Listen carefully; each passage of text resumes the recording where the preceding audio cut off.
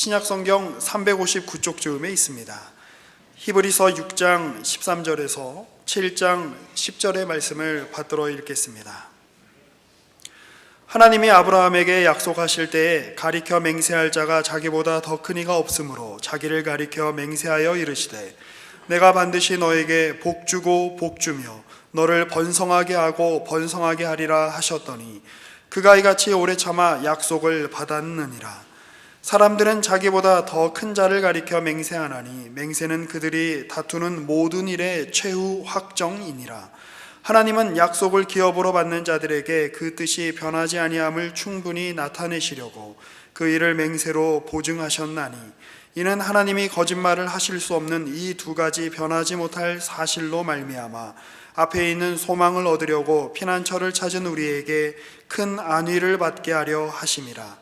우리가 이 소망을 가지고 있는 것은 영혼의 닷 같아서 튼튼하고 견고하여 휘장 안에 들어가나니 그리로 앞서가신 예수께서 멜기세덱의 반차를 따라 영원히 대제사장이 되어 우리를 위하여 들어가셨느니라. 이 멜기세덱은 살렘 왕이요 지극히 높으신 하나님의 제사장이라. 여러 왕을 쳐서 죽이고 돌아오는 아브라함을 만나 복을 빈 자라. 아브라함이 모든 것의 10분의 1을 그에게 나누어 주니라.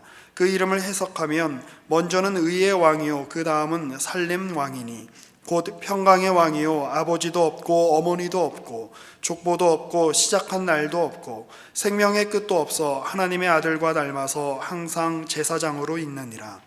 이 사람이 얼마나 높은가를 생각해 보라. 조상 아브라함도 노량물 중 10분의 1을 그에게 주었느니라. 레위의 아들들 가운데 제사장의 직분을 받은 자들은 율법을 따라 아브라함의 허리에서 난 자라도 자기 형제인 백성에게서 10분의 1을 취하라는 명령을 받았으나 레위 족보에 들지 아니한 멜기세덱은 아브라함에게서 10분의 1을 취하고 약속을 받은 그를 위하여 복을 빌었나니 논란의 여지 없이 낮은 자가 높은 자에게서 축복을 받느니라. 또 여기는 죽을 자들이 10분의 1을 받으나 저기는 산다고 증거를 얻은 자가 받았느니라. 또한 10분의 1을 받는 레위도 아브라함으로 말미암아 10분의 1을 바쳤다고 할 수 있나니 이는 멜기세덱이 아브라함을 만날 때에는 레위는 이미 자기 조상의 허리에 있었음이라. 아멘. 오늘 6장 13절부터 7장 10절까지 전부 하나님의 맹세와 예수님의 제사장직의 영원하심을 논하고 있습니다. 하나님이 아브라함에게 맹세했다. 그리고 예수님을 보내실 때도 예수님의 제사장직을 너는 멜기세덱의 반차를 쫓는 영원한 제사장이 되라 이렇게 보내셨다. 오늘의 본문입니다. 앞에 뭐가 나왔었죠? 믿음의 초보를 지나서 더 나아가라. 믿음에 더 가는 길을 가라. 여기서 중단하지 마라. 출애굽 사건에서 그렇게 됐잖아요. 애굽을 나오고서는 가나안에 들어가는 것을 거부해서 광야에서 다 죽을 수밖에 없었는데 애굽에서 꺼낸 이유는 가나안에 들여보내기 위해서였다. 그리고 가나안에 들어가는 것 너희가 결정하고 너희가 책임져야 되는 너희의 영광이다. 이렇게 진행되고 있습니다. 아브라함에게 도대체 어떻게 맹세했는지 우리 잘 아는 내가 네게 복을 주어 네 이름을 창대케 하리니 너는 복의 근원이 될지라. 너를 축복하는 자에게는 내가 복을 내리고 너를 저주하는 자에게는 내가 저주하리니 모든 족속이 너를 인하여 복을 얻을 것이니라. 이게 시작입니다. 창세기 12장입니다. 이 인용된 맹세는 창세기 22장입니다. 찾아가 볼까요? 창세기 12장과 22장 사이에는 어느 만큼의 거리가 있을까요? 창세기 12장은 이제 하나님께서 그를 본 고향 갈대아 우르에서 꺼내서 가나안으로 부르신 초반에 하신 말씀이죠. 그리고 이 약속은 15장에서도 나오고 17장에서도 반복적으로 나옵니다. 그리고 마침내 22장에 오늘 히브리서 6장이 인용한 사건이 나오는데, 그것은 이삭을 바치는 사건입니다. 이삭을 바치고 이삭을 잡으려는 아브라함을 사자가 내려와 막고, 그리고 여호와께서 이 약속을 주십니다. 15절입니다. 22장 15절. 여호와의 사자가 하늘에서부터 두 번째 아브라함을 불러 이르시되, 여호와께서 이르시기를 내가 나를 가리켜 맹세하노니 네가 이같이 행하여 네 아들 네 독자도 아끼지 아니하였은즉 내가 네게 큰 복을 주고 네 씨가 크게 번성하여 하늘의 별과 같고 바닷가의 모래와 같게 하리니 네 씨가 그 대적의 성문을 차지하리라. 또 네 씨로 말미암아 천하 만민이 복을 받으리니 이는 네가 나의 말을 준행하였음이니라 하셨다 하니라. 이삭을 바친 사건을 하나님께서 기뻐하시고 내가 나를 가리켜 맹세하노라, 내가 너를 결단코 복을 주고 네 자손으로 번성케 하며 천하 만민이 복을 받게 하리라. 그러니까 여기에서 보면 이삭을 바친 순종이 근거가 되어 이 약속이 떨어진 것으로 되어 있고, 아브라함의 생애를 전체로 보자면 이 훨씬 전에 이삭을 받기도 전에, 바치는 건 고사하고 창세기 12장에서 동일한 약속이 있었단 말이죠. 그러니까 이 문제에서 이삭을 바치는 순종이 있어서 이 복을 약속하셨다라고 보려면 좀 문제가 있죠.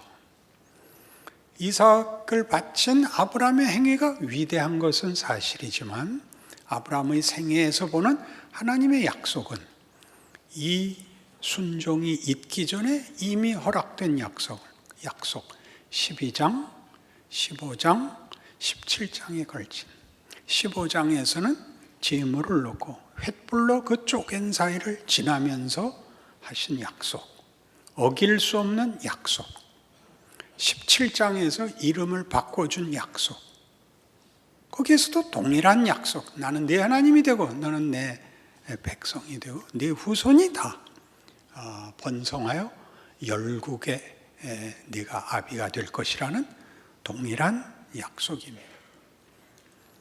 그러면 이 이삭을 바친 사건은 하나의 순종의 행위로서 하나님의 복을 받아낸 조건과 어떤 자격으로 서 있기보다 성경이 하고 싶은 건 더 있는 것 같습니다. 아브라함이 이삭을 바침으로 말미암아 하나님께 복을 받았다는 얘기를 하려고 하는 것이 아니라 오늘의 본문은 강조점이 하나님이 아브라함에게 약속하시고 약속을 지키기 위하여 맹세하셨다. 아브라함은 모든 믿는 자의 조상이다. 여기를 강조하고 있죠.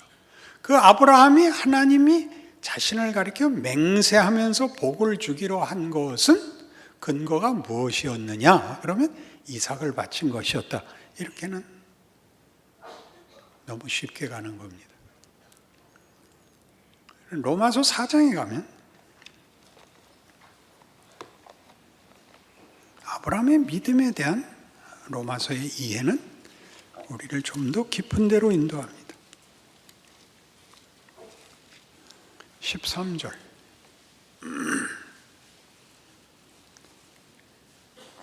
로마서 4장 13절 아브라함이나 그 후손에게 세상의 상속자가 되리라고 하신 언약은 율법으로 말미암은 것이 아니요 오직 믿음의 의로 말미암은 것이니라.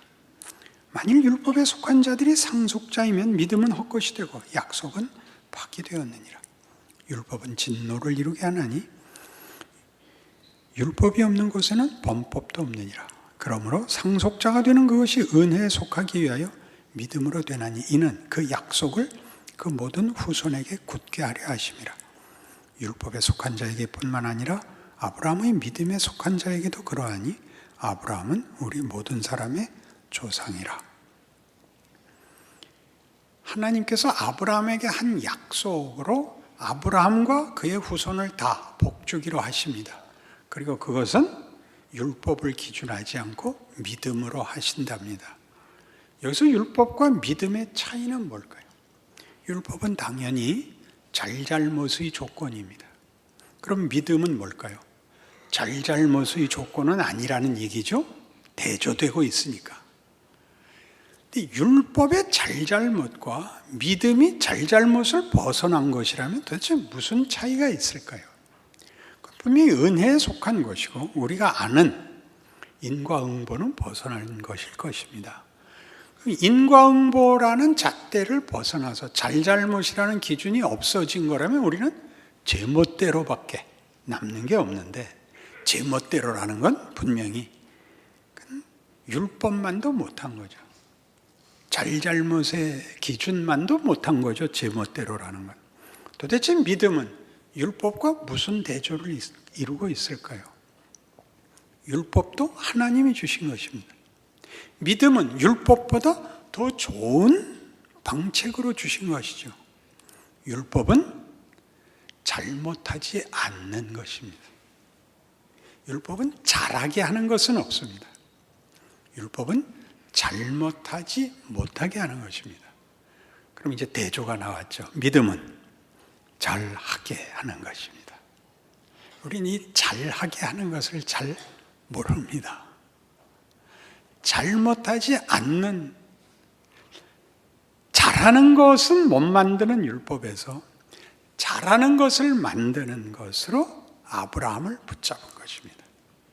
아브라함이 잘했느냐 잘못했느냐를 잘못하지 않은 것으로 붙잡고 있는 것이 아니라 이제 잘하는 것으로 붙잡는 것입니다.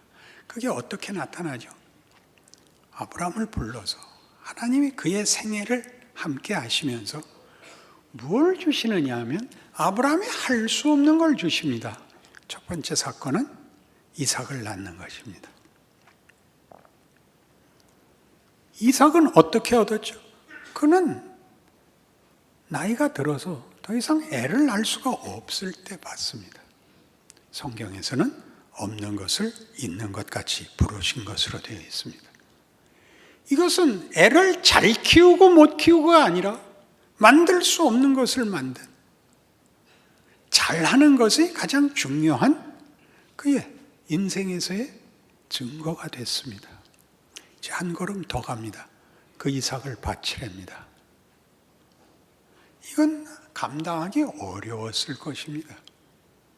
근데 어떻게 감당했죠? 앞에하고 똑같은 조건 때문에 이 순종이 가능해집니다. 어떤 순종이요? 아브라함이 99세 때 하나님이 찾아오셔서 내년 이맘때 네가 아들을 안으리라. 아브라함과 사라가 어떻게 했다고요? 반응이? 웃었지요. 웃었지요. 화는 왜 안 냈죠? 뭘 화를 내겠어요? 좋으신 약속인데. 근데 될 일은 없잖아요. 그래서 웃었죠. 그래서 하나님이 뭐라 그랬어요? 너 웃었다? 아니에요. 너 웃었다. 너 내년에 애 낳거든. 이름을 웃음이라고 줘라. 그래서 이삭이 이제 됐죠. 정말 안았죠. 이번엔 이삭을 바치랍니다. 바칠 수 없죠. 바칠 수 없습니다. 하나님이 바치라는데 아브라함은 선택의 여지가 없습니다. 그때와 똑같습니다. 너 내년에 아들을 안을 것이다. 그땐 왜 뭐라 그러지 않았다고요? 어차피 본전이니까. 이제는 한 걸음 더 나가는 겁니다. 이삭을 바쳐라는데 아브라함은 선택의 여지가 없습니다. 여러분, 순종이라는 말이 성경에 하고 싶은 건 뭐냐면 우리 인생에 선택의 여지가 없는 고난이 있더라는 사실입니다. 잘못해서 벌을 받는 게 아니라 잘하려고 아무리 해도 고난이 떠나지 않더라는 것입니다. 아브라함이 그의 인생에 이걸 만납니다. 그는 갈 데가 없습니다. 하나님을 도망갈 수 없다는 걸 압니다. 타협할 다른 제3의 선택이 없습니다. 잡을 수밖에 없습니다. 그래서 잡으러 갑니다. 그랬더니 하나님이 됐다, 너 순종했다 그러는 게 아니라 잡을 수 있는, 잡으라는 아들을 됐다고 함으로써 부활을 봅니다. 이삭은 없을 때 가졌을 뿐만 아니라 죽음에서 다시 태어난 아들로 가지게 됩니다.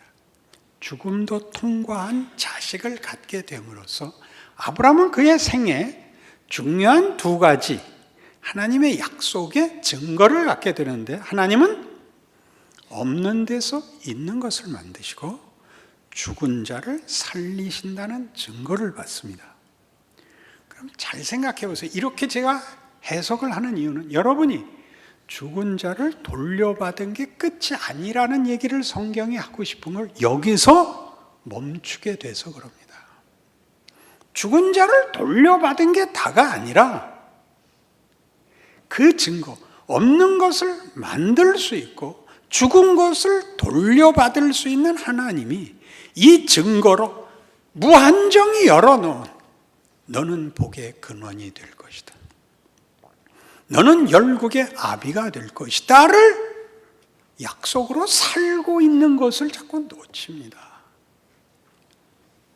이삭을 얻고 이삭을 죽이고 창조와 부활의 증거를 가지고서 그걸로 끝나지 않은, 이것이 다만 증거에 불과한, 조건에 불과한 이것으로 마음껏 열려있는 성경이 말하는 하나님의 영광의 찬송, 하나님의 자녀들의 영광의 자유라는 대로 불려가고 있는 것을 몰라서 우리의 고난들이 왜 나를 예수 믿게 하고 믿음 갖게 하고 감동케 하고 이런 어려운 길로 인도하시는가라는 그 시험, 그 원망에 사로잡히게 함으로써 더 가는 길, 우리가 만족한 없었던 아이 하나 얻은 것, 죽었던 아이 돌려받는 것, 이거는 하나님이 하시고자 하는 일에 극히 적은 사건이라는, 더 큰 것을 하신다는 것을 놓치고 말죠. 그래서 이 로마서 4장 뒤를 계속 읽어보시겠습니까? 17절 기록된 바 내가 너를 많은 민족의 조상으로 세웠다 하심과 같으니 그가 믿은 바 하나님은 죽은 자를 살리시며 없는 것을 있는 것으로 부르시는 이시니라. 그러니까 여러분, 없는 게 있고 죽은 것도 실패도 돌려받는 그것은 아주 간단한 아주 시초에 아주 시작에 불과한 것입니다. 우리 자신이 하나님이 당신의 아들이라 딸이라 부르기에 부족함이 없는, 기뻐하시는 만족하는 존재로의 진행, 운명, 목적을 가지며 그러기 위하여 순종이라는 이름으로, 고난이라는 이름으로의 현실이 있다, 그렇게 성경이 얘기하는 것입니다. 아멘을 언제 한다?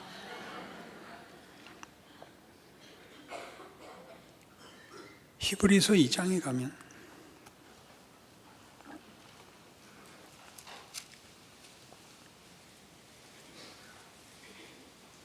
히브리서 2장 14절 자녀들은 혈과 육에 속하였으며 그도 또한 같은 모양으로 혈과 육을 함께 지니침은 죽음을 통하여 죽음의 세력을 잡은 자 곧 마귀를 멸하시며 또 죽기를 무서워함으로 한평생 매여 종노릇하는 모든 자들을 놓아주려 하심이니 이는 확실히 천사들을 붙들어 주려 하심이 아니요 오직 아브라함의 자손들을 붙들어 주려 하심이니라. 그러므로 그가 범사에 형제들과 같이 되심이 마땅하도다. 이는 하나님의 일에 자비하고 신실한 대제사장이 되어 백성의 죄를 속량하려 하심이라. 그가 시험을 받아 고난을 당하였은즉 시험받는 자들을 능히 도우실 수 있느니라. 하나님 돕고 있는 거예요. 그런데 고난이란 말이죠. 이게 우리가 만족스럽지 않은 거죠.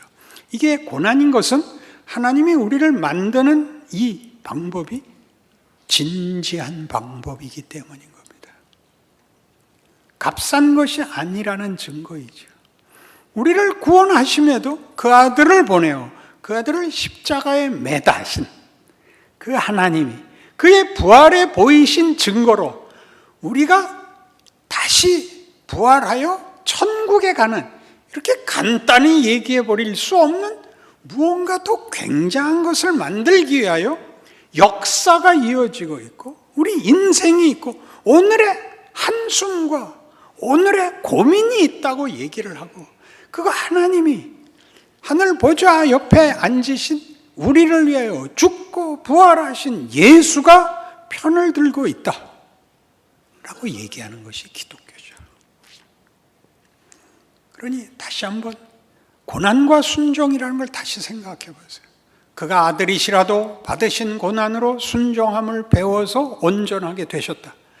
그러니까 고난과 순종이라는 것은 온전을 채우는 어떤 몸통 같은 것입니다.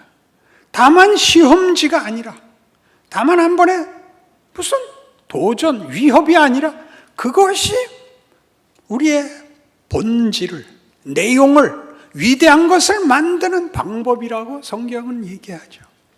겟세마네 동산을 생각해 보세요. 아버지여, 할만하시거든 이 잔을 내게서 치워주시옵소서. 더 가자. 그래서 예수님께서 차마 갈 수 없는 길을 감으로써 우리 인생에 일어나는 어떤 일도 예수가 가시고 경험하신 일 밖에 있는 것이 없게, 그래요? 마침내 십자가를 지셔서 아버지여 저들을 사하소서가 되어 그를 십자가에 못 박은 자까지 뒤집을 수 있었다면 오늘 우리에게 일어나는 여하한 어떤 원통함도 그것을 뒤집어 영광이 되게 할 수 있다고 믿어야 되는 거죠. 거꾸로 그것이 하나님이 우리 안에 채우시려고 하는 내용을 채우는 방법이라는 거죠. 창조의 하나님, 부활의 하나님이시니까 우리에게 일어난 일 중에 우리를 손해보게 하는 것은 없다라고 선언하는 것이 성경이 하는 얘기고 현실에서 경험하는 것이죠. 어찌 이런 창피한 일을, 이런 말도 안 되는 일을 뒤집을 수 있단 말인가? 뒤집을 수 있습니다. 찬송가 중에 제일 유명한 복된 찬송, 자비로운 주 하나님. 그걸 지은 사람은 노예선 선장 출신. 그 찬송가의 가치는 그의 과거가 말이 안 됨으로써 깊이와 가치와 우리의 경탄을 낳지요. 그게 등 따시고 배부른 놈이 한 거라면 그게 무슨 대단한 것이겠습니까? 이 역전이 있다는 건 얼마나 놀랍습니까? 여러분, 밤은 악이고 낮은 선입니까? 아니요, 밤은 낮만큼 대단한 풍성함이죠. 해는 선이고 별은 악입니까? 그렇게 안 합니다. 그것은 다 하나님의 창조고 하나님이 당신의 영광을 담으신 것이고 그렇게 함으로써 그 영광은 깊고 높고 놀랍고 찬송을 불러내지 않습니까? 하나님이 우리 인생에 그렇게 간섭하고 있다고, 우리를 그렇게 부르고 있다고, 너 핍박을 당하지만 지지 마라 이렇게 응원하시는 것이 아니라 이 핍박이 일을 한다 라고 얘기함으로써 아브라함이 이삭을 데리고 나가는 그 모든 눈물과 한탄과 절망이 결국 하나님을 알고 한 인간에게 채우려는 하나님의 뜻에 대하여 그를 얼마나 깊이 있게 만들었을 거라고 생각하느냐, 이렇게 되짚어 우리를 가르치는 것이 지금 히브리서가 고난받는 성들에게 주는 위로이지요.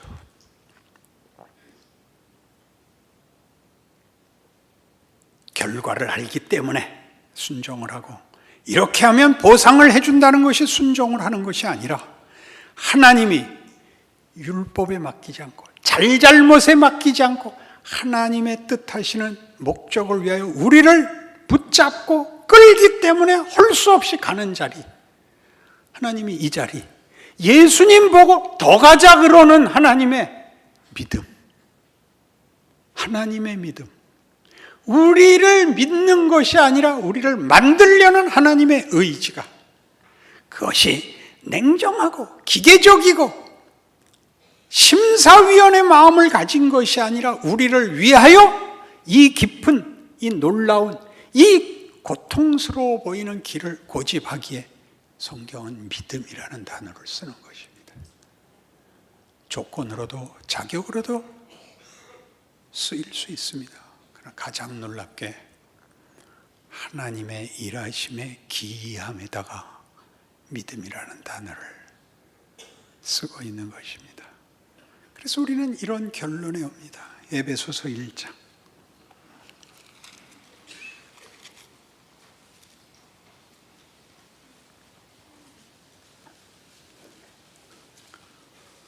우리는 3절에서 6절을 외우기로 했었습니다. 기억나십니까? 찬송하리로다 하나님 곧 우리 주 예수 그리스도의 아버지께서 그리스도 안에서 하늘에 속한 모든 신령한 복을 우리에게 주시되 곧 창세전에 그리스도 안에서 우리를 택하사 우리로 사랑 안에서 그 앞에 거룩하고 온전하게 하시려고 흠이 없게 하시려고 그 기쁘신 뜻대로 우리를 예정하사 예수 그리스도로 말미암아 그의 자녀들이 되게 하셨으니 이는 그의 사랑하시는 자 안에서 우리에게 거저 주시는 바 그의 은혜의 영광을 찬송하게 하려는 것이니라. 기억나시죠? 이렇게 한 번으로 끝나지 않아요. 이게 너무 중요해서 11절. 모든 일을 그의 뜻의 결정대로 일하시는 이의 계획을 따라 우리가 예정을 입어 그 안에서 기업이 되었으니 이는 우리가 그리스도 안에서 전부터 바라던 그의 영광의 찬송이 되게 하려 하심이라. 그 안에서 너희도 진리의 말씀 곧 너희의 구원의 복음을 듣고 그 안에서 또한 믿어 약속의 성령으로 인치심을 받았으니 이는 우리 기업의 보증이 되사 그 얻으신 것을 속량하시고 그의 영광을 찬송하게 하려 하심이라. 성령이 우리를 붙잡고 이 약속을 이루신답니다. 근데 이 성령이 뭘 하시죠? 붙잡고 계시지 해결하시지 않는다 말입니다. 좀 필요할 때마다 나타나셔서 화끈하게 방언을 주시든지 어떻게 들었다 놨다 한번 해주시지 않고 침묵하고 있는지 없는지 모르게 숨어 계시지 않습니까? 그리고 어디로 떠밀고 있는 거예요? 하나님 맙소서 아니에요. 왜 이런 고난을 제가 겪어야 됩니까? 성령이 그 길 가자 그러신다는 겁니다. 우리가 걷는 길의 신비는 예수께서 걸으신 길의 신비와 같이 원치 않으신 길을 아버지께서 고집하여 걷게 하신 순종, 고난 이런 단어들이 나오는 것은 잘잘못의 문제를 상회하는 길을, 잘잘못이야 누가 모르겠습니까? 그런 선택의 문제가 아닌 길을 하나님이 우리에게 요구하셔서 우리 인생을 내가 예수도 믿고 소원도 있고 마음의 준비도 되어 있는데 이해할 수 없는 길을 걸어야 한다는데 우리 예수 믿는 사람들의 고통이 있습니다. 성경은 그게 정상적인 길이라고 가르칩니다.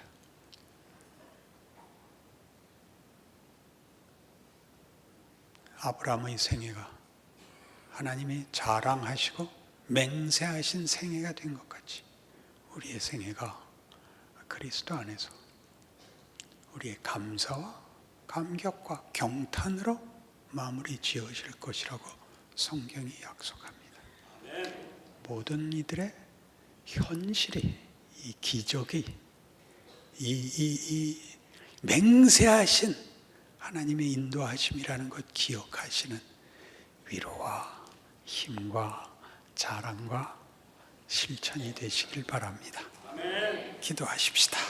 하나님 아버지, 우리의 눈물과 한숨을 기억하옵소서. 주께서도 나의 하나님 어찌하여 나를 버리시나이까 그렇게 통곡하셨습니다. 그런 길이었지만 그것은 놀랍고 상상이 가지 않는 하나님이 우리에게 허락한 영광된 운명을 만드신 길입니다. 우리가 그 길 가고 있습니다. 정답을 가지는 것이 아니라 내가 가서 내가 돼야 하는 길입니다. 하나님이 일하시는 줄 아는 믿음과 인내와 순종이 있게 하여 주시옵소서.